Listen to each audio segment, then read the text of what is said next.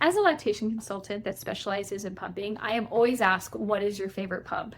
There are so many pumps out there, and it seems like there's a new one every single day. In this video, I'm going to share my top 5 IBCLC recommended breast pumps.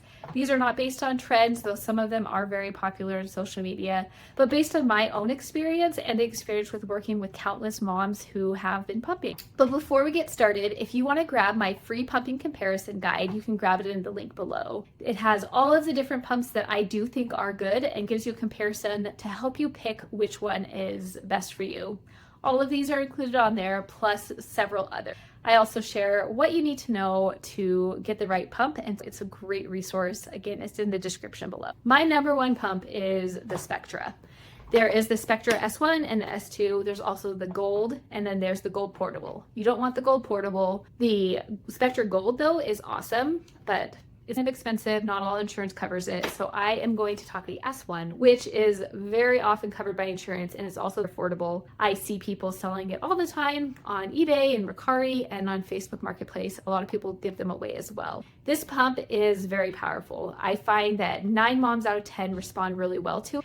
And I think that it is great for anyone that's pumping, whether it is just the occasional pump to the exclusive pumper. This pump is a powerhouse. It does take a little bit of time to figure out the settings and figure out what works best with your body, but it is a great pump. It's very easy to hack this pump to use with Mom flanges, which is the brand I recommend for smaller flanges, which chances are most of you are going to need those. If you don't know what flange size you can grab my flange guide below. It's really great and very helpful and based on all the best research that's out there. I know that there are some moms every now and then that don't respond to this pump. Sometimes it's because of the vibration pattern. And especially I find if you started pumping with the Medela Symphony in the hospital, some people aren't able to transition to the Spectra as well. This pump is pretty heavy. Some people will have a belt that they attach to their body, but most people prefer to just have this one on the table or the ground next to them as they pump. This is portable, so you can recharge it. The pink one is not rechargeable, so it's just up to you which one you want. They both work the same. But overall, I use this pump in my office all the time. Almost every single client I work with has this pump, and it's a really great option. My next 2 pumps I'm going to recommend are portable pumps. And these are portable pumps that have a lot of power and that I find are actually very comparable to the Spectra. People have different experiences with them, so I like to mention them both because they definitely have pros and cons. This is the Pumpables Genie Advanced. I love this pump. It is very lightweight. It has a nice little lanyard. It's very easy to use, and I find if you respond really well to the Spectra, you are probably going to respond well to the Pumpables. They have similar patterns, and I find that most people are able to transition back and forth pretty easily. I'm not going to do a total tutorial in this video on how to use this. I will try and do that another time, but this is a great pump. I have very few moms that feel like it doesn't work well. I am not a huge fan of the flanges that come with it. There's the liquid shield kit. I think you can get them without the liquid shield kit, but either way, you're probably going to use smaller flanges. That's the case with most pumps that are out there. One of the nice things though is that their inserts go down to 15 millimeters. So if you do choose to use those, that's great. I do find most moms respond better to the hard plastic flanges than the silicone though.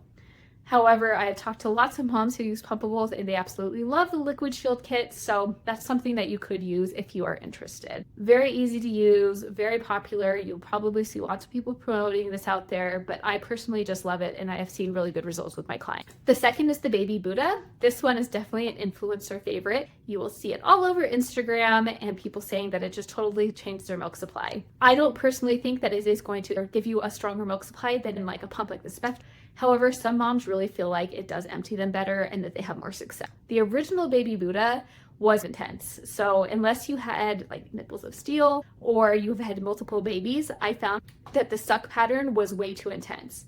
It has a bunch of quick sucks and then a long pull, and that long pull could be really intense.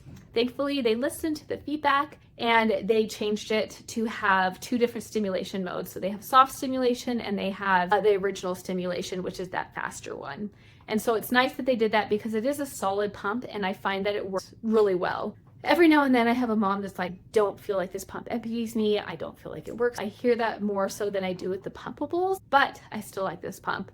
You can hack it again to work with the Mom flanges, which I do recommend. Again, having the right size flange. This is the most lightweight. I think it's a little bit more lightweight than the pumpables. It's very small. It's just kind of like the size of a remote. You can wear it around your neck. You can hook it up to wearable cups. It's just a great overall pump, and it's one that you should definitely consider, especially if you feel like you don't respond to a Spectra. I think that this can be a better alternative for you. Wearable pumps are all the rage, and I find that most of them are not that great. One thing to keep in mind with wearables is that most people, unless you have under oversupply, need to pump for longer with them and should only really be used 1 to 2 times a day. With people that have major oversupplies, they can pump for every session, it doesn't matter.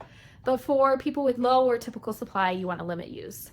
With all that said, I do think that there are some great wearable pumps out there, and my favorite one is the Eufy S1.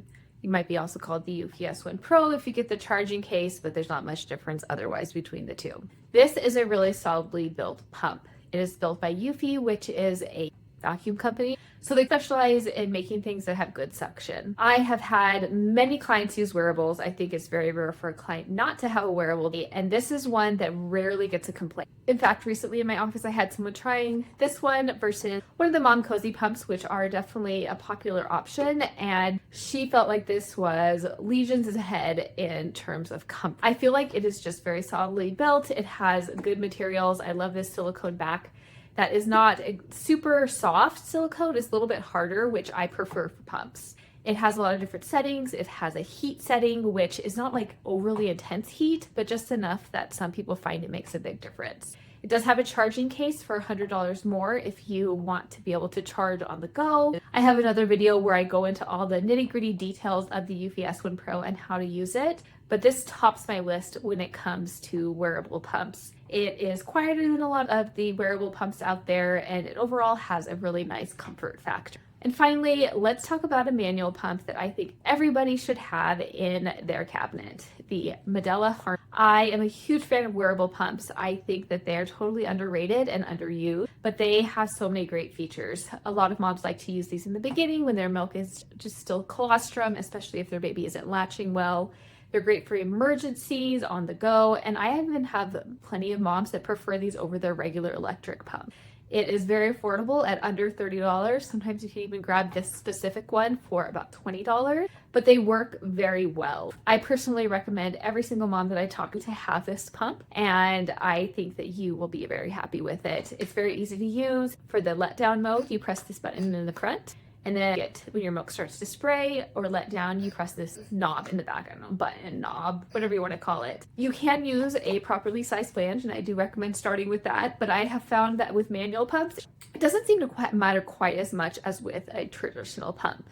There's a lot of different pumps out there, and there's no one right or wrong answer for every person. I'd recommend working with a lactation consultant to figure out which pump is best for your body and your situation.